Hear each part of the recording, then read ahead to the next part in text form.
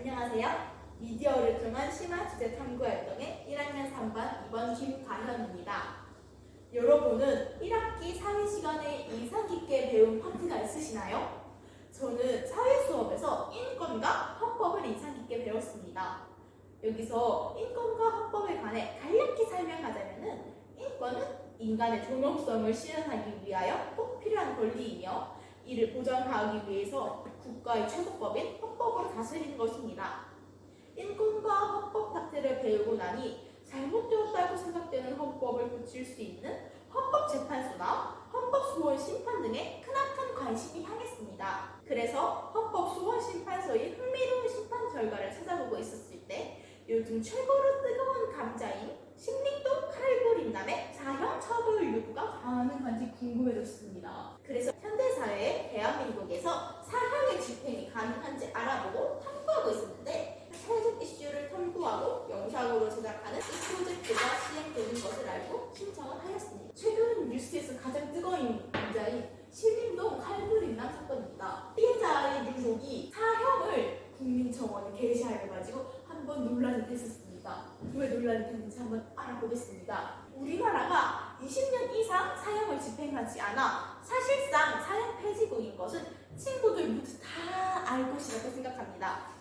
그러나 우리나라가 왜 사형을 집행하지 않는지 그 이유를 아는 친구는 매우 적을 것 같습니다. 그래서 이와 같은 끔찍한 사건 속에서도 우리가 사형을 집행할 수 없다는 이유를 알려주기 위해 이 뉴스를 친구들에게 소개하겠습니다.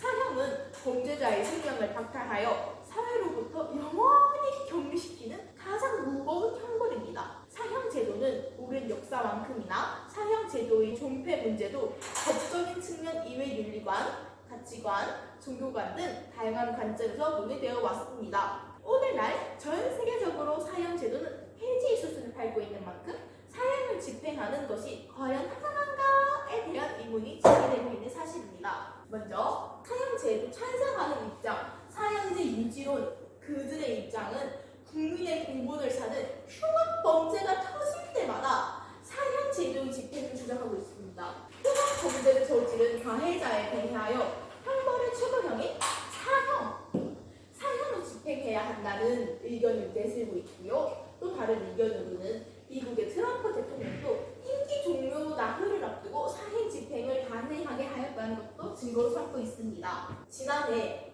국내 여론조사에서는 응답자의 77.3%나 사형제 존치를 선택하였습니다. 반대로 사형제 폐지론자들은 사형은 야만적이고 잔혹한 형벌이고 인간의 존엄과 가치 전제가 되는 생명권을 침해당하는 것이므로 헌법에 반하는 형벌을 허용할 수 없다라고 주장하고 있습니다.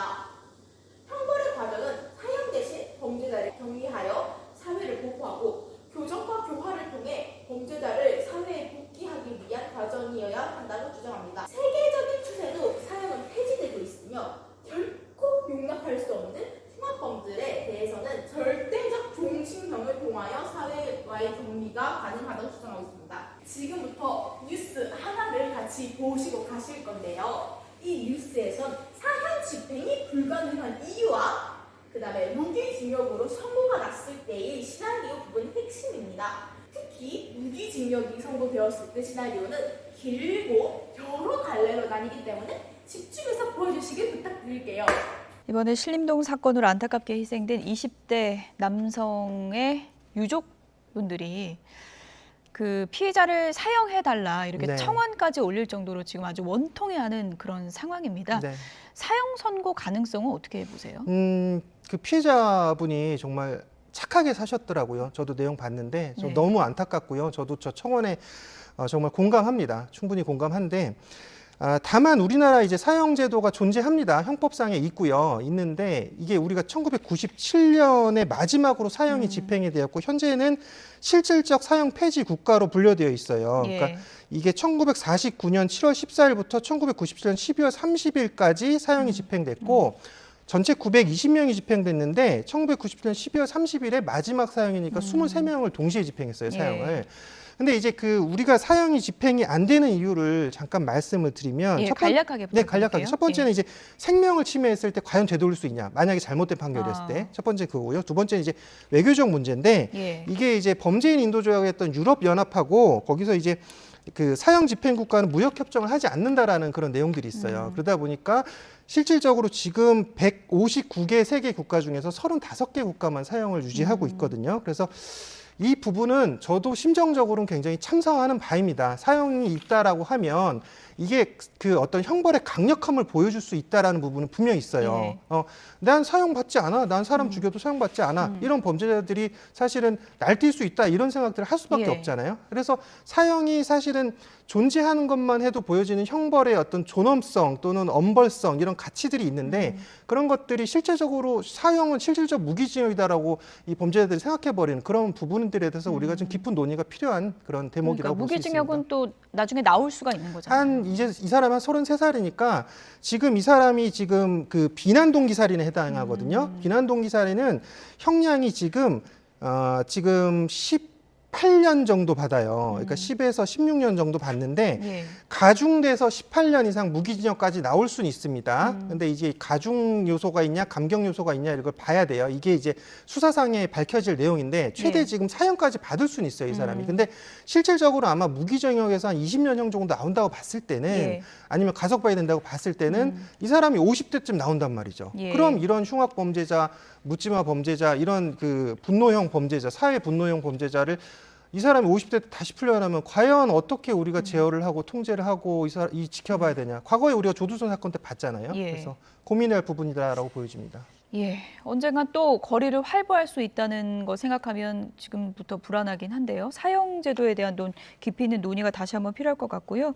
우리 다들 뉴스를 보고 오셨나요? 그러면 저와 함께 뉴스 뜻풀이 시작하겠습니다.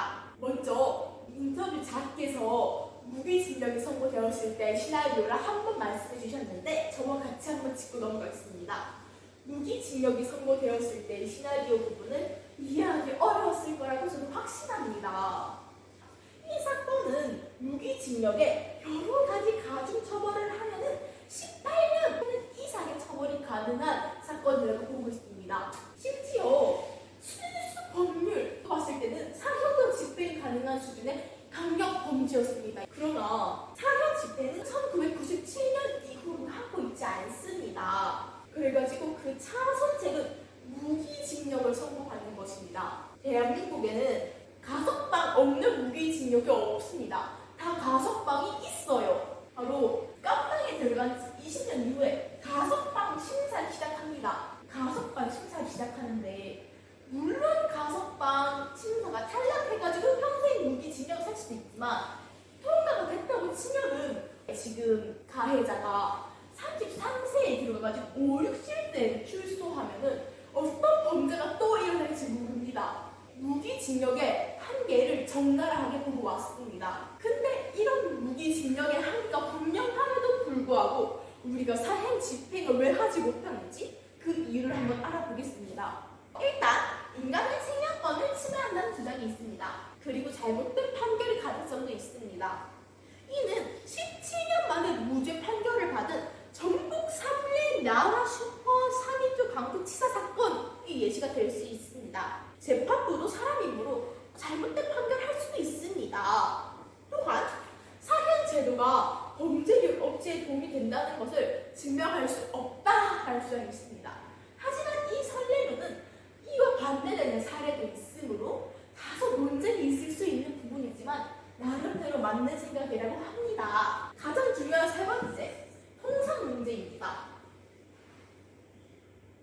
우리나라는 2007년 유럽 평의회에서 제2 인도와 형사사법 공조 협약에 가입하겠다고 의사를 밝혔다가 사형제를 유지하고 있는 까닭 때문에 고소를 당한 적이 있습니다. 근데 이후로 우리 정부에서는 유럽연합, EU에서 인도받은 범죄인의 경우에만 사형 선고를 하고 집행은 하지 않겠다라는 서약서를 제출했습니다.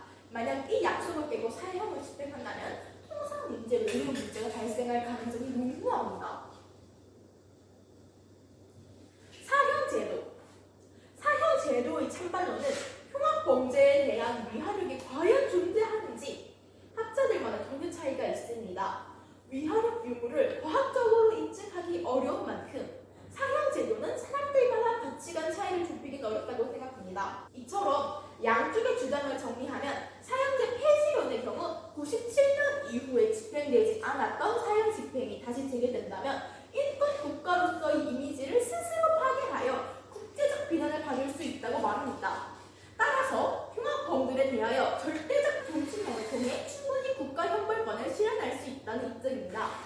흉악범들에 대한 절대적 종신형은 전 세계를 사회와 격리되어 지내야 하므로 어떤 의미에서는 사형보다 더 가혹한 형벌이 될 것이라 말합니다. 그에 반해 사형제 유지론의 경우 사형제도는 흉악범죄를 예방할 수 있는 가장 효율적인 수단임을 강조하며 국민들의 공감대 형성과 국민 정서 사형제를 지지하고 있는 입장입니다. 또한 절대적 종신형으로 인한 사회적 비용이 사형보다 훨씬 더 클 것이라는 경제적 문제를 무시할 수 없습니다. 헌법적 가치 질서를 파괴한 자를 위해 재원을 부담하지 않는 것은 오히려 국민 정서에 반한다는 점. 그리고 현재 한국에서는 종신형이라고 선고될 만한 것이 사형밖에 있지 않습니다. 왜냐하면 사형 다음 가는 판결이 무기징역인데 무기징역은 아까 제가 보셨다시피 가석방이라는 제도가 있으므로 폐지론자들이 말하는 종신형이 사형이나 마찬가지인 것입니다. 저는 범죄 피해자의 생명 가치를 고려하지 않은 채 사형 자체가 인간의 존엄과 가치를 침해하는 형벌이라고 단정짓는 것은 타당하지 않다고 생각합니다. 그러나 사형 제도의 폐지에 대하여 사전의 국민적 공감대 형성과 사회적 합의 없이 무리하게 사형 제도를 폐지하는 것 또한 타당하지 않다고 생각합니다. 하나님 아버지께 기도하겠습니다. 먼저 오늘 하루도 안전하게 살아가게 해주신 하나님 아버지께 감사드리며 전 세계적으로 범죄가 발생하지 않기를 간절히 바라옵나이다. 주의 크나큰 은혜를 기다리며 예수님의 이름으로 기도드립니다. 아멘. 아멘.